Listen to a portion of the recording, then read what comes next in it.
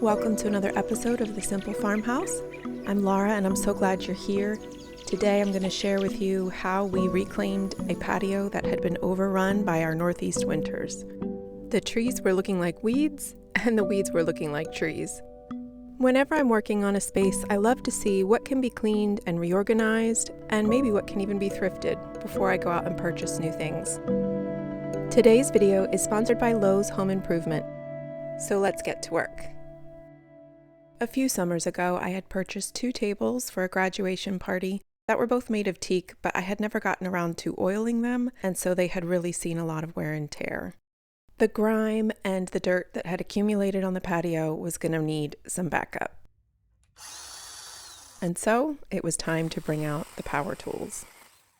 I loved the size of this Craftsman mini saw. It really made quick work of all of the overgrowth in our yard, and I found myself looking for things to cut. It turns out having the right tools really does make the job easier. The following day, I had the urge to break the saw out one more time and try to take a piece of our hydrangea with the plan of turning it into a hedge around the yard. I'll be working on more gardening details later, and if you follow me on Instagram, you can find that there. After the trees were back in shape, it was time to tackle that mildew. This small power washer was very mighty and easy to carry around, so it will also be easy to store. I will link all of the sources below for you. This was my first time power washing, and let me tell you, it was addictive. It even cleaned spilled paint from a few years ago. I already felt like I had a brand new outdoor space.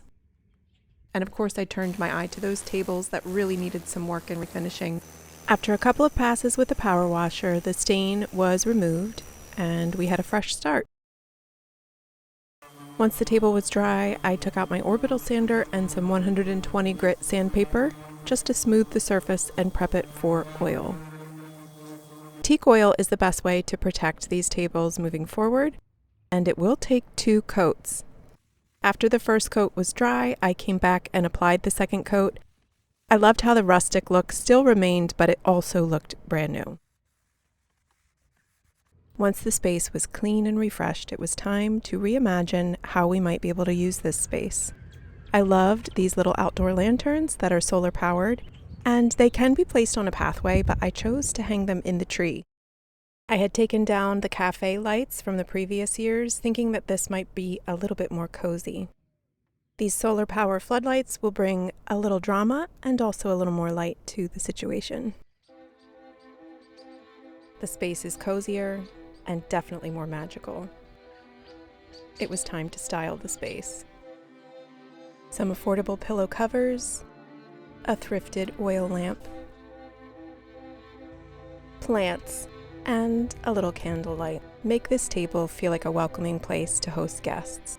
We can seat between 8 and 10 at these 2 tables pushed together. Vintage thrifted chairs complete the look. On the other side, seating around a fire. It may be a smaller space, but it's utilized to the fullest capacity. A great space for entertaining, and it has that rustic charm that I love. This sofa was thrifted, the chair as well, the 2 of them for less than $100. The cushion is DIY. I'll link that video here for you. The fire pit and all of the lovely plants around the patio are from Lowe's as well. Find everything you need for a patio refresh at Lowe's, and stay tuned for a window seat makeover in my next video. If you love simple DIYs and budget-friendly makeovers, I would love to have you hit the subscribe button and follow along for more videos. Until next time.